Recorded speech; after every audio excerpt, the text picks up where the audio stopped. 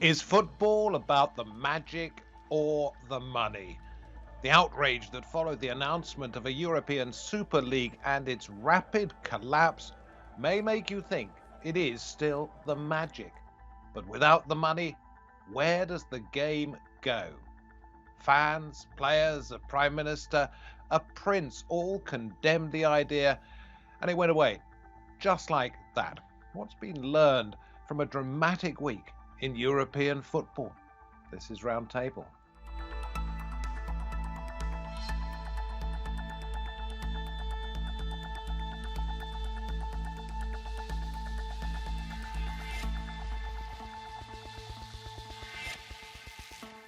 Hello and welcome to the programme from me, David Foster. The question is, has the idea of a Super League gone for good? And do supporters really have a bigger part to play in the future of football? The European Super League was meant to be a new elite competition, a rival to the Champions League. 12 clubs signed up as founder members, the 6 biggest from England's Premier League, plus the 3 best known teams in Spain and in Italy. 3 others were due to be chosen to complete the founding 15 teams who would always be in the competition. That so-called closed shop caused outrage. 5 more places would be available for teams to qualify for each season. The Super League clubs were accused of super greed, a grab for money from lucrative television rights. Fans, politicians, and players apparently united in anger. Within days of its launch, most of the clubs had backed out. But questions remain about the future of the game and its finances. Could the rise and rapid fall of the European Super League be a game-changing moment? Well, I'm delighted to be able to say that we can welcome back to Roundtable out of Birmingham in the United Kingdom, Ellis Cashmore. From Aston University, author of a number of books about the way football works.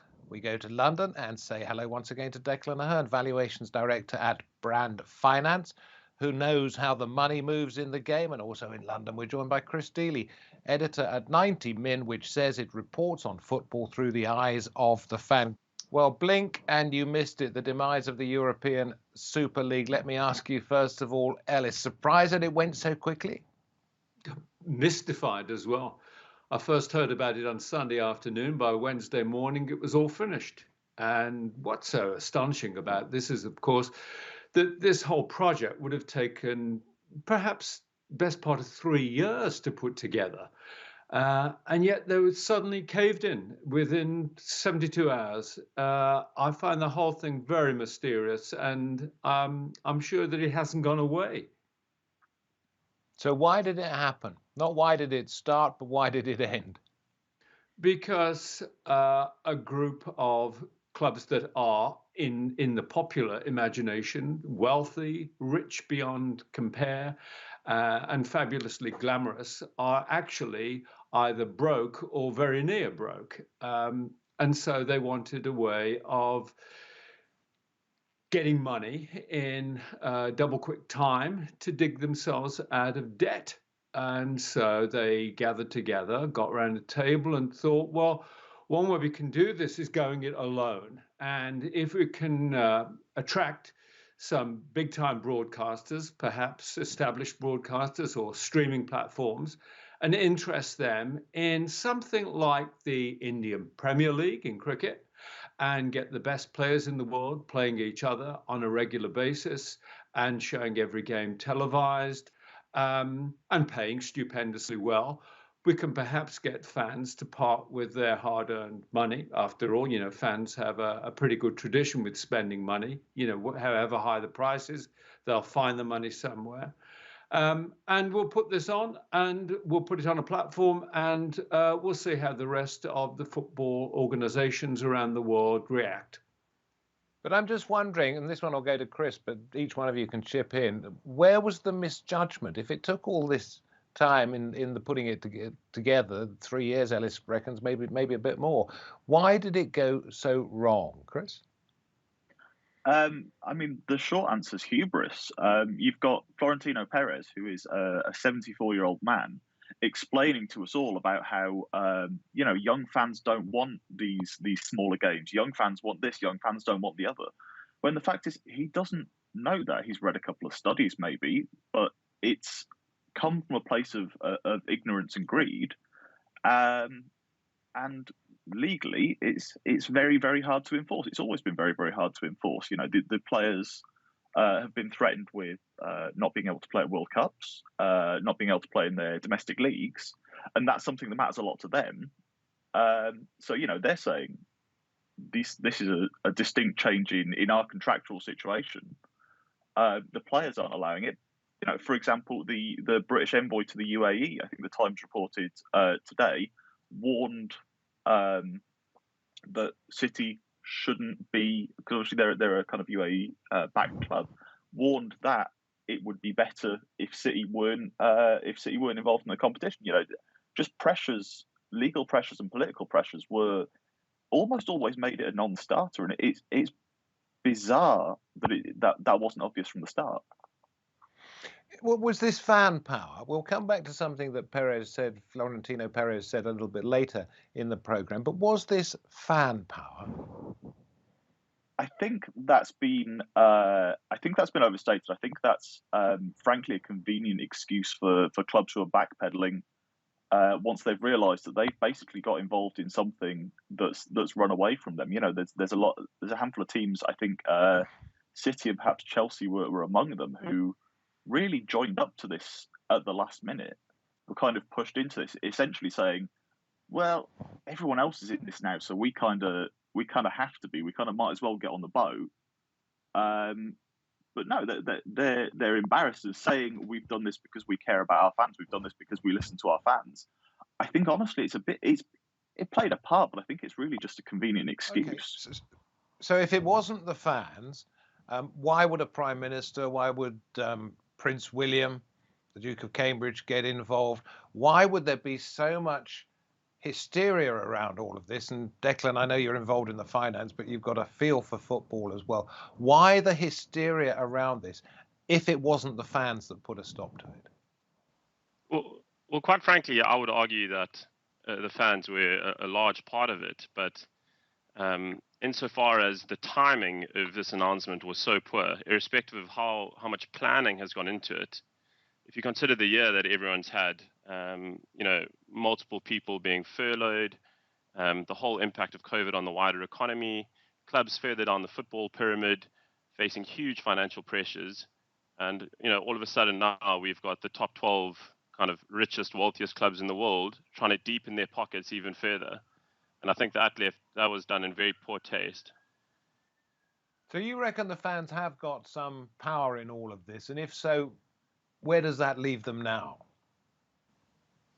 Well, I think fans do have power, but there's a distinction we should make, really. There's these legacy fans of football clubs, what you'd perhaps call diehard fans that follow every single match of their local team, perhaps even live locally. But then there's a huge fan base that these clubs are actually trying to tap into. These are massive global brands, global corporations. And even though they're based in, a town or city like Manchester, what they're really trying to do is tap into a huge global fan base in the US, in China, in India, these massive emerging football markets. So essentially that they can find another source of revenue or rather increase And would their those fans have stopped supporting the club, those fans in India and other far-flung places, would they have stopped supporting their club if this plan had gone through? I'm trying to establish what kind of hold the fans have over the owners of these clubs. Well, quite frankly, I don't think they would have stopped, to be honest. I think there's a cycle in football money here where ultimately these 12 clubs are trying to get a bigger piece of the pie. So if they could negotiate a large broadcasting deal with perhaps the likes of Amazon or Facebook or Netflix and share that amongst a smaller participation pool, that's ultimately what they're trying to achieve, to increase their own revenue base. No, I know, I get that. I I'm just wondering, you talk about the diehard supporters. Maybe they wouldn't have gone to games. Maybe they would have done what happened at the Manchester United training ground and gone in and confronted the manager. But would those fans in far-flung places, those people who just like the idea of Manchester United or Liverpool or Chelsea, would they have stopped supporting the club? Would they have hit the owners financially? Do you really think that? No, I quite frankly, I really don't, and that's my point. They would have put their TVs on or their streaming services and watched the football games anyway, and ultimately added revenue to the pockets of these companies. I don't think any of these 12 clubs would find it difficult to fill a stadium, regardless of how many fans are upset with them. Okay, so they have some power, but they don't have overriding power. Ellis, let me come back to you on this one. Let's talk of a restructuring. Oh, carry on. Making sense of this at the moment. I look at it rather like a hostile takeover bid of some large corporation. The initial bid is obviously strategic, because the company that wants to implement the takeover is going seriously to undervalue the company. So it will go in with a cheeky bid, and obviously the shareholders will be outraged and just say, forget it, they'll vote against that. And then they'll sweeten the package and come back with a better bid, and that will probably gain some shareholders' approval, and they can then sit down and start negotiating. I think that this has been the first bid. I don't think the architects of the Super League are so stupid that they wouldn't have done a bit of groundwork here. They've done some research, and I imagine discovered that there will be some element of hostility on behalf of fans, but perhaps not the hostility that will remain in place forever and ever. I'm thinking back to... So you think it will come back, that this is a slap in the face, the owners will come back at some point and say, sorry, we were a bit brutal in the first place, but actually we're really nice guys. How do you square that with this, which was what Florentino Perez said, the Real Madrid president? Maybe we didn't explain it well, but they also didn't give us an opportunity to explain it. I've been in football for 20 years. I've never seen threats like this. It was like we killed someone. It was like we killed football, but we were trying to work out how to save football. What do you think he's getting at? It is an interesting quote, because the last bit particularly, I think he's speaking the truth here.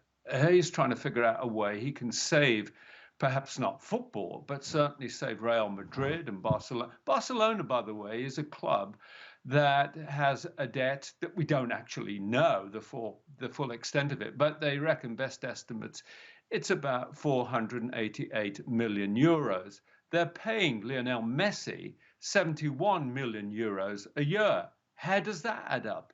These clubs are spending big.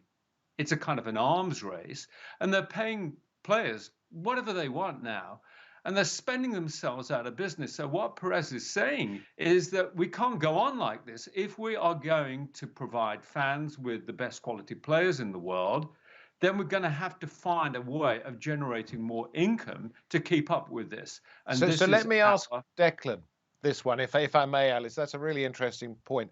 But Declan, we're hearing there about Real Madrid. We're hearing there about Barcelona. What about the English clubs? What about Liverpool? What about Manchester United? Is it impossible for them to carry on financially unless something like this happens? How badly are they in debt? Well, look, I think Ellis makes a very valid point that the financial model of football seems to be broken. And, Man United are in quite a significant amount of debt, still stemming from the leverage buyout of the Glazers takeover.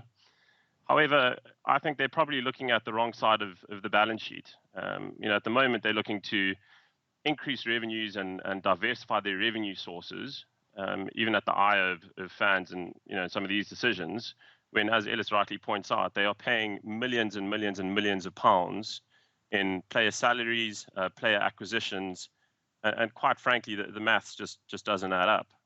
So will owners like the Glazers at Manchester United, owners of big sporting franchises in the United States, will the Henrys at Liverpool, will they decide, hang on, this isn't going to work. We need to sell our clubs. That will happen because, sorry, I didn't mean to cut across Declan, but perhaps he can react to what I'm going to say. You carry on, Ellis, and which is, Chris, I haven't forgotten you. Back with you in just a second. You've got to understand that there are certain different types of owners in certainly in English football. We have the Sheikh Mansour and we have Roman Abramovich. They don't mind if their clubs lose anything up to 200 million a year. They'll just take it out their petty cash and say, okay, guys, it doesn't matter to us, lose more money.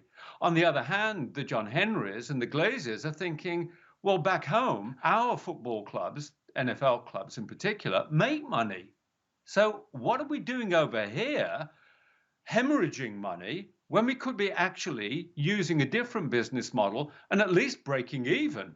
Okay, but so you think they could? You think they could sell? So, Chris, let me come to you on that point. If they did decide to sell, would that be good for football? Because who's going to take it over? Who's going to bail them out because they haven't got any money? Well, I think the issue with football club ownership, certainly in England specifically, is at that level, at those big clubs, you're basically just replacing, one billionaire with another, one, whether it's one nation state or one, kind of individually funded billionaire or like a family like the Glazers. You're replacing like for like. You're not going to effect any kind of lasting, meaningful change that way. The only way to actually change, the model in the UK, the only way to effectively stop something like this Super League breakaway attempt happening again and soon is to move to a system like the German 50+1 model, where sorry, we must explain that's where the fans own more of the club than anybody else is allowed to. 50 plus 1%. Yeah, 50% plus one share to give the fans the control of the club, and that's really the only way. You'll notice there were no German clubs in the founding 12 of the Super League. That's the only way to do it. That's obviously incredibly hard to there is another way. I don't know whether people. That's feasible. I'm going to ask Ellis and Declan whether they think that's feasible in just a moment, the 50+1. But there is another way, and this is all part of the suggestions being thrown into this review that could be coming up. And that is, instead of just checking whether somebody is a fit and proper person to own a football club, you actually give them a license. And if they infringe upon that license by breaking rules such as this, you remove that license from them. What do you think of that? Well, what rules? Hang on, I want Chris to finish if he did. No, but I think that's the correct. I mean, the rules as things stand are incredibly vague. If that's put in place, you'll find it very, very difficult to get people with the kind of adequate funding willing to go and buy a football club, because if that license can be taken away from them at any time.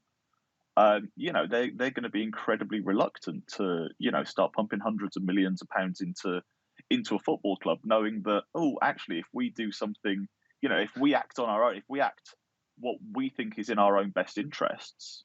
Well, then maybe they won't do anything at all, and there won't be anybody to buy the clubs, and the Glazers and the Henrys will stay in charge. So what does need to change, Ellis, to make it a workable system? Well, I don't think you're asking me a theoretical question, and I have a practical answer. And the practical answer is nothing, because every club now is trying to attract some kind of benefactor, not just an owner, but a benefactor, someone who will not only own the club, but will underwrite its debts. Because practically every club in the whole of England now is struggling.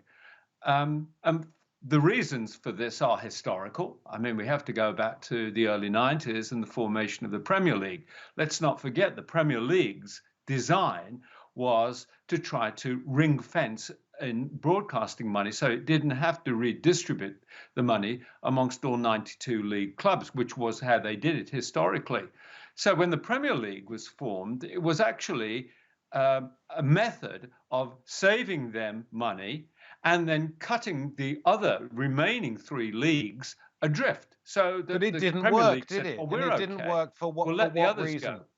So I've got a long answer to your question, though. Well, David, we've only got a short program. If it done. didn't work, why didn't it work? And if it didn't work, why continue the way it is? Well, I think that we could revert back to an older system where the bigger clubs, the more prosperous clubs, what few of them there are, have some kind of civic responsibility for the maintenance of the other league clubs. In other words, we go back to a more even and equitable redistribution of the broadcast money. Perhaps there wouldn't be as much as it for the big clubs, but at least we'd save the likes of Warsaw or Doncaster or Rochdale, the clubs that are all struggling, particularly after the last season when they didn't take a penny. Declan, how do you save the clubs financially and avoid this sort of thing happening again? Well, look, I see it kind of in two facets. So the first is just the cost base. I think clubs really have to get their cost bases in order. Player salaries are extremely high, particularly in proportion to revenues generated by clubs, and that's just unsustainable fundamentally. And that's why you have to have conversations about bringing in a benefactor or a new investor, but those conversations shouldn't have to happen. The second area is that if you're looking at these larger clubs who do have these massive cost bases, well, they've got these global brands that they need to leverage a lot better. And we're seeing some clubs kind of dip their toes into other spaces like esports and additional merchandising and franchising. And I really think that is going to be the only way that they can generate additional revenues outside of this whole broadcasting argument. Okay, Chris, let me ask you about this. There's a statement from Joel Glazer, Manchester United's co-chairman. This is the world's greatest football club. We apologise unreservedly for the unrest caused during the last few days. Manchester United has a rich heritage. We recognise our responsibility to live up to its great traditions and values. A genuine apology, an attempt to appease perhaps the fan base? No, it's appeasement. It's pure appeasement. Any statement that's come within 2 or 3 days of signing off on this Super League, and then suddenly going, oh, actually, no, people don't like this. You've been caught with your hand in the cookie jar. You've posted a picture of yourself with your hand in the cookie jar, and then people have gone, no, don't do that. You're not sorry. You're just sorry that people didn't like it.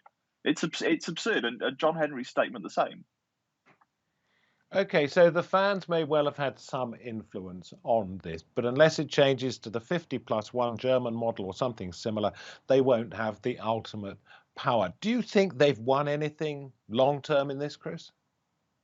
No, I don't. I think this is a long-term power struggle between the presidents, chairman, and owners of these handful of big clubs and UEFA, where at the moment UEFA control Europe's biggest competition. There's always a chance for these big clubs to maybe have to give up a little bit of their cut. Maybe if they have a bad season, they don't make it in, and that affects them financially. It's a power struggle between the clubs and UEFA, and really the fans are just collateral. It's going to happen again. This is just the another front of this battle, and it's going to come back around once again, like Ellis said. Yeah, exactly. And we come to you, Ellis. It is what you pointed out at the beginning. Is this, though, a watershed moment for the game? Well, I'm old enough to have seen many bids like this over the years. I mean, periodically, there's always somebody comes up with a great idea. Some of the most ludicrous ideas come from FIFA itself, that is the world's governing agency, the official governing agency. I mean, we've got this World Cup of Clubs coming up in China later this year, which comprises 7 teams, as I understand it. I mean, you talk about pointless competitions. Well, what is this one for? So sport is like that. I mean, there's just competitions, some of which catch on. This one hasn't had a chance of catching on.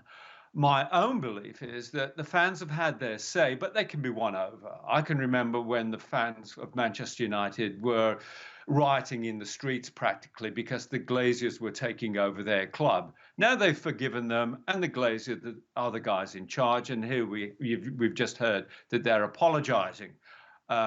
Whether Whether they mean it or not is irrelevant, but they have apologized. But the fans have got over the fact that their club is now owned by Americans. And they would, I think, get over a European Super League eventually. And I think that they would probably warm to it and eventually accept it as we cricket fans accept the Indian Premier League. It's just a parallel competition featuring Ellis, best players. Everybody, I started this program by asking, is it about the magic or the money? Let's keep all three of you up on screen as I ask you for a one-word answer on this. Ellis, magic or the money? The latter, obviously. Declan? The money. Okay, so two monies. Are we going to get a magic from you, Chris? No, it's all about the money. There we have it. Money wins, and that's full time. Thank you time. very much. Thank you very much indeed for coming on this edition of Roundtable, an extraordinary week in the world of football. Thank you, wherever you happen to be, for watching us until full time.